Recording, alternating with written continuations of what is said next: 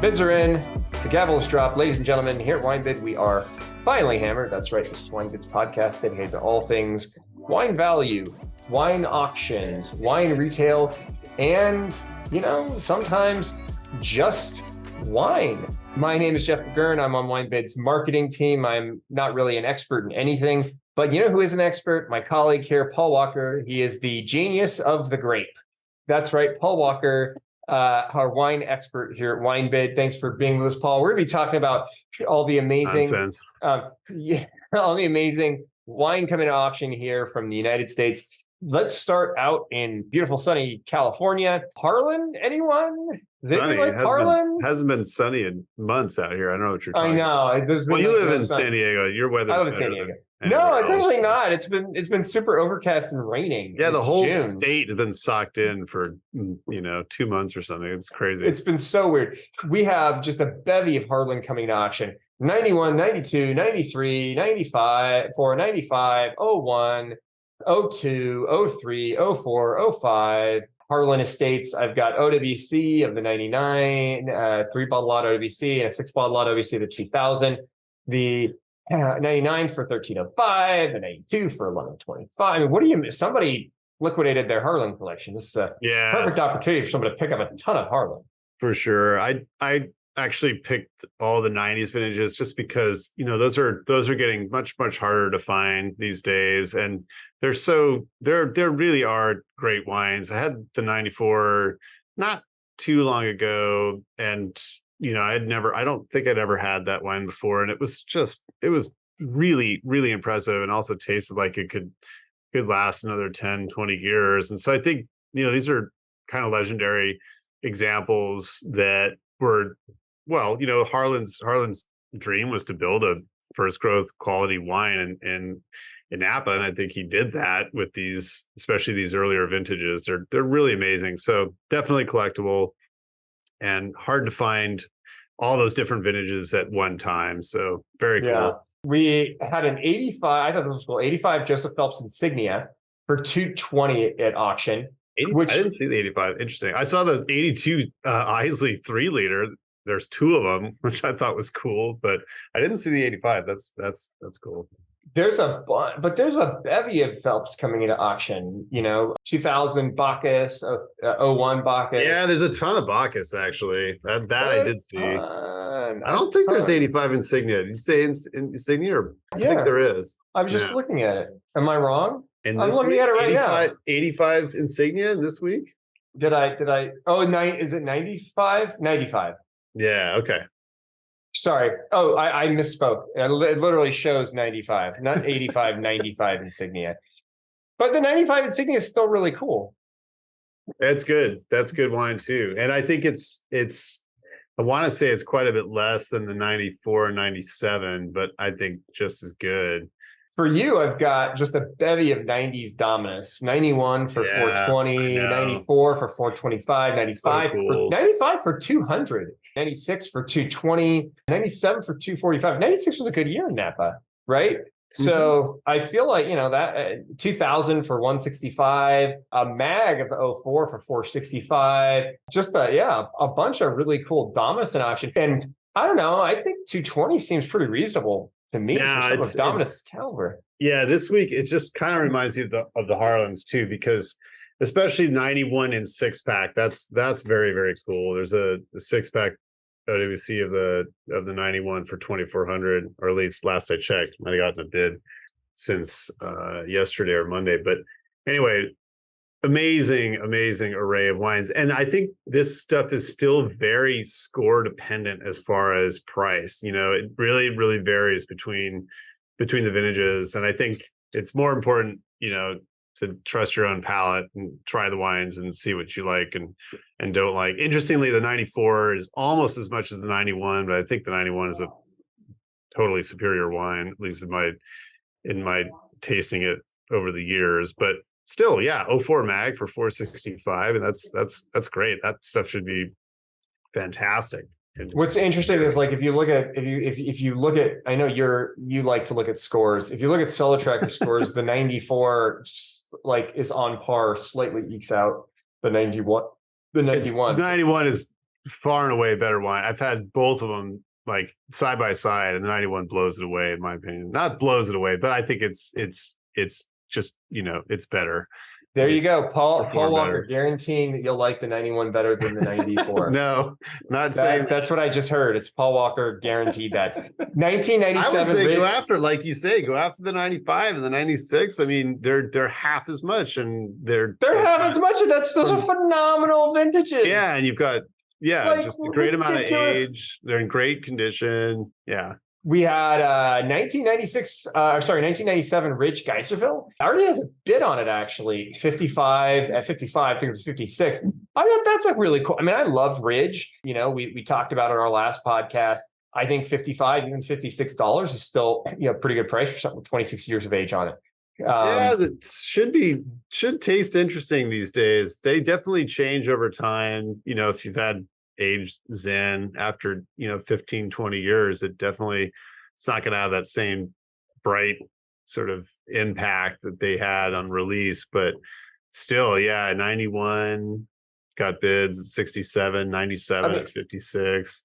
There are tasting notes from October of 22, October 21, September of 21 that all basically say it's pretty good and not really showing too much age. It's showing a little bit of age, right? As it should. We also have a 96 3-liter of 96 Mondavi Carneros Pinot Noir for $90. And what's interesting is I was looking at some of the tasting notes, and in 2015, someone said that they had a 3-liter from the winery, and it was amazing. They were at the winery, and the winery was pouring a 3-liter from their library, and that was pretty amazing. But I thought like $30 a liter for 96 Pinot Noir, that might be a fun party bottle, actually. Yeah, for $90. It should be good. I actually was pretty excited to see a lot of like small production and limited designation wines from Mondavi in this week. And I thought there were a lot of deals that kind of go under the radar and will probably just get, grabbed up for close to reserve. There was like an O2 Boomerang Red, which I think they only made in certain vintages, and it's not expensive. It also has the label. They had these kind of special labels that they created for, different parts of the vineyard that they owned at the time. I think this was before Constellation bought the winery and the properties around it. But the O2 Boomerang's all from Oakville, the Oakville property, I believe. And so, to get that 20-year-old, 21-year-old fruit from pretty serious source, it's next to To Kalon. There might even be To Kalon fruit actually in this wine for $25. I thought that was a great deal. There's 04 Carneros Cab at 30, 97 Oakville designated at 55. I thought was not expensive at all. There's 02 Rutherford at 45, 02 Stag's Leap Merlot at 25, 02 Stag's Leap Cab at 80, 04 Stag's Leap Cab at 75. And then let's see, 99 To Kalon Reserve. The To Kalon Reserve label is also not the same as the sort of standard reserve, if you will. And I saw the 99 in for 125, which again, I think for, fruit at that era, just not expensive wine from this part of the world, because it's everywhere around there from this vintage and current vintages is incredibly expensive. Also the O2 To Kalon Reserve Fumé Blanc, there's 3 of those for 30. That stuff ages incredibly well, believe it or not. Really, really old vines back there that's still making some Sauvignon Blanc from To Kalon. It's very good. And then there's O2 Vine Hill Ranch Cab for 115. I didn't think that was too crazy. So lots of really, really neat Mondavi small production wines that I don't think are too expensive, and they should be great. They should be drinking really well. Yeah, absolutely. Continuing on with great, wine, California wine from the 90s, 1996 Dunn Cabernet Sauvignon, a bunch of 90s Dunn coming to auction. Also a 96 Dunn Hell Mountain Cabernet Sauvignon. So the regular 96 Cabernet Sauvignon was 145. We've got 4 of those. And then we've got the 96 Hell Mountain for 185. So an extra $40 to get the Hell Mountain juice. I thought those were Those are Yeah, there's pretty cool. 92. Yeah, I flagged the 92 Howl 300. Not cheap, but that's amazing stuff. Also 97 mag for 370. The 97 is really, really good. Mag for 370, I didn't think was too bad. Yeah, some more, classic California, classic Napa producers and in this week for sure. 78 Chateau Montelena Estate Cabernet Sauvignon for That's 315. that stuff is phenomenal. Epic vintage, right? It's really 78 is good. an epic vintage in Napa. We also have the 82 in a mag for 400, the 87 for 205, the 92 for 180, the 94 in a mag for 310, the 97 Yeah, I thought for the 180. 94 Estate mag at 310 was a steal. Well, even the 90, such a banner vintage in in the valley, and so that's not expensive at all. I suspect too that this one, I'm going to look at it, but I suspect that it kind of got lower scores than what was expected for the vintage. well, they also Parker have, 95, Spectator 95, whatever. I don't know if it they have a doesn't 90, now, the but 97 in a mag for 360, which I thought was a pretty good deal too. And the 98 in a mag for 200, the 01 for 90, 02 for 130, 02 mag for 310, 03 for 95, and an 04 for 105. 04, yeah. No, I think, yeah. Also, there's a bottle of 87 for 205. 87 is phenomenal. It's really, really good. So, yeah, again, another selection of classic, amazing, that Calistoga in this case producer. There's also, did you notice there's Petite Syrah as well, which is quite rare. 01 and 02 45 each for those. And then there's an old bottle of St. Vincent, 97 St. Vincent, which I think is a Sangiovese blend, and which I know they don't make it anymore, but it's got kind of an interesting black and white label as well. But yeah, really, really cool selection there. And there's all kinds of stuff this week like that. There's just a bevy of really, really cool stuff like this. Yeah. Can I share you some of my picks? Are you done with your California stuff? Oh, I'm not done yet. There's like so much stuff. Like there's so much cool stuff. There's just there's a ton of Stag's Leap coming into auction. Like a ton of stuff, like Stag's Leap Wine Cellars or Stag's Leap Winery? Stag's Leap Wine You have Cellars. to specify which. So there's Stag's Leap Wine Cellars. So there's a bunch of Cast 23. So we've got Cast 23. Tell me where the apostrophe lies without looking at the name too. It's before the S. So Stag Leap's Wine Cellars. So Cast 23, we've got a 2000 for 145, 02 for 155, 03 for 130, 04 for 155. Then we've got Stag Leap Wine Cellars Chase Creek Cabernet Sauvignon 65 at 304. Chase Creek, I do not know. I don't know that one. I don't think I've ever had it before. They have a bunch of Fay, a 98 Fay, a 98 Fay, 2000 Fay, 02 Fay. Multi-vintage golden rectangle. That always sounded like a cult to me. Yeah, that way. A golden rectangle. Yeah, but a little bit, and it's multi-vintage, which is curious. I don't even know if you can find out what vintages are actually used for the blend. But anyway. And by the way, a lot of the Fays like $75, $80, $85. So it's coming in. Yeah, and it's really reasonable. It's very reasonable for that stuff, and that is delicious stuff. Like the Cast 23, I think is very tasty from my perspective. We've got a ton from others as well. I would agree.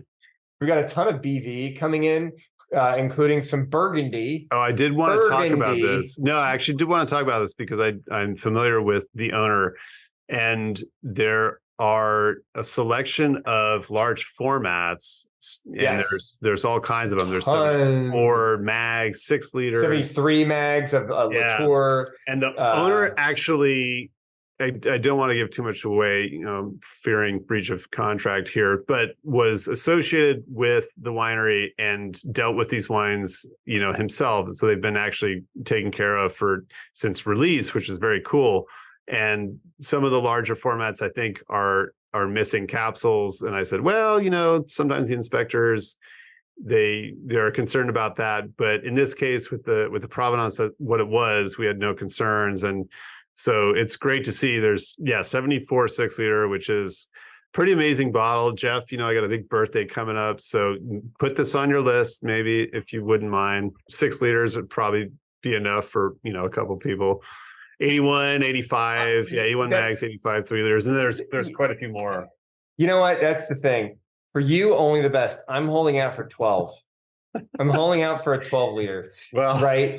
I'm not for sure you. Find one. Just for you. Well, that's I do know there's I'm willing to take. Did you see the Gerget Shills 9-liter 2010 in this week? That was I didn't see that. Big bottle. But it's just crazy to me how many 6 liters in mags and that we have from BV that just have that age on them.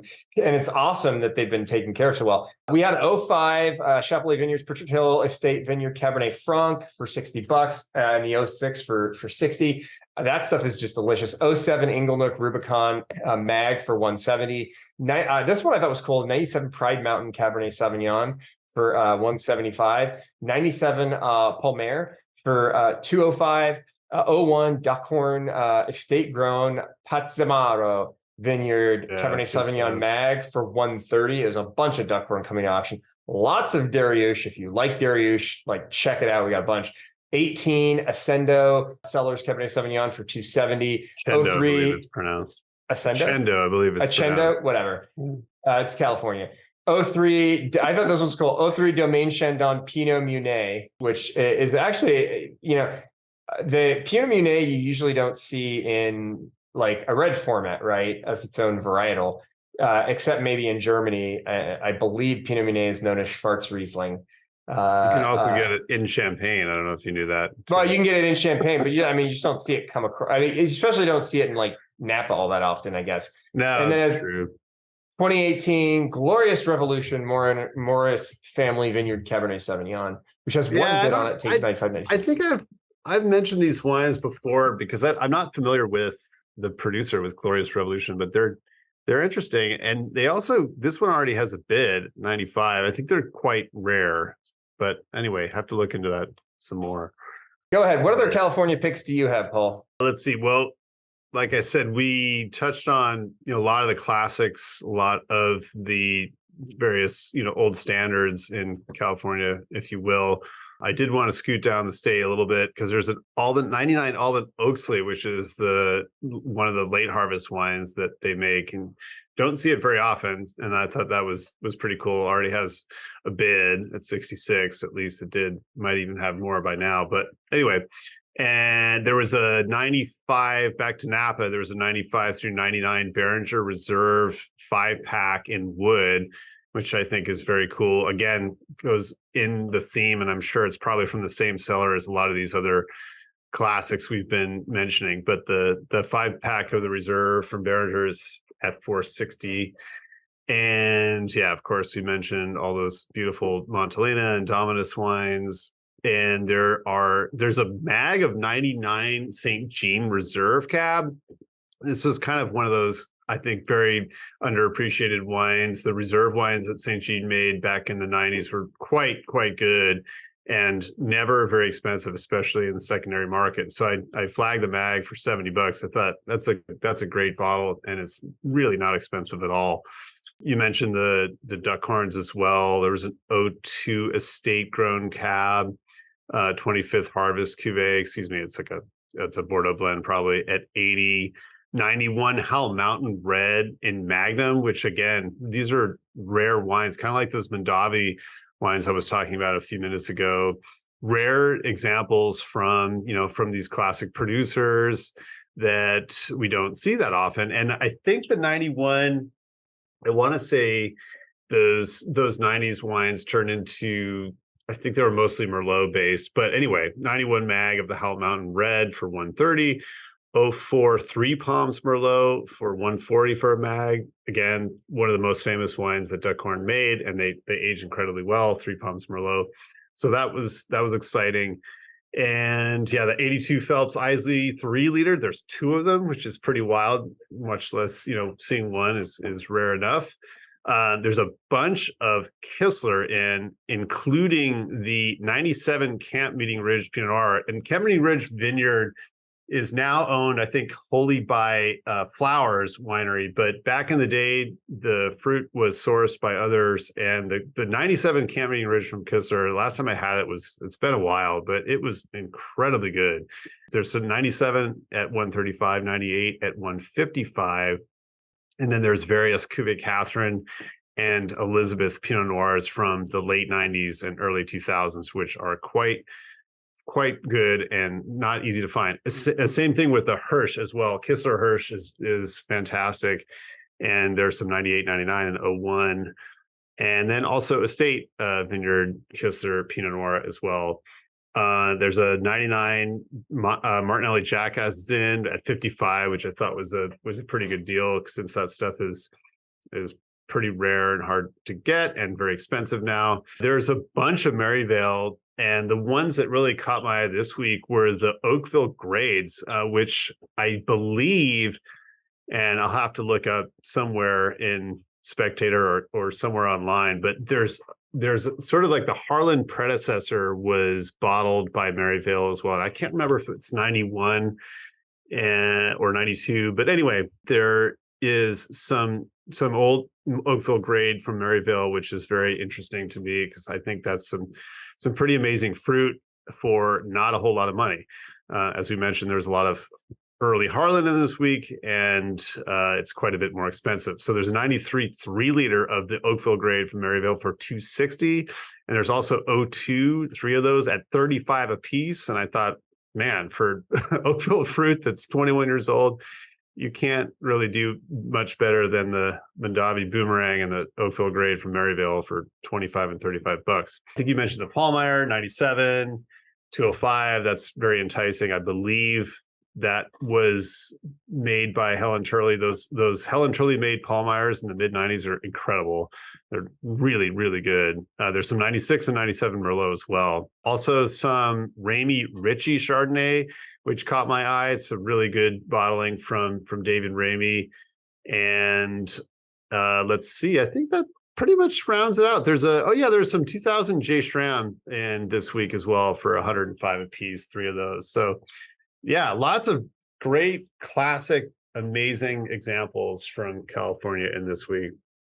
I only have a couple things outside of California. Actually, I got was Washington. The 96 Kilsita Creek for 150, and then an 04 Kilsita Creek for 135. Actually has a bid on it, so if you're going to bid, it's going to be 145. I thought those looked pretty good. So yeah, there's the interesting wine that I think I've brought up before, and again, I still haven't had the experience of trying it. It's also don't even know how to pronounce it. Odeant, it looks like Pinot Noir. There's 2 cases of it, $45 a piece. Got a giant advocate score, and so I'm kind of very curious about it. Anyway, should be able to secure that at reserve. Maybe I'll put a bid on one of them, try it. There's some Domaine Duran Lorraine 04 at 60 and 08 at 65, which is very enticing. And then I love this stuff. There's Domaine Serene Rock Block Syrah, which is just really, really good. And it's not expensive. Does have bids, I see. There's 07, both have bids at 36. But anyway, amazing Syrah from Domaine Serene. And that rounds out my Northwest picks this week. Well then, anything else you got for the US? I think that's it. That's it. And with that, ladies and gentlemen, this has been Paul Walker and Jeff McGurn of WineBid, wishing you a happy bidding and cheers. Cheers.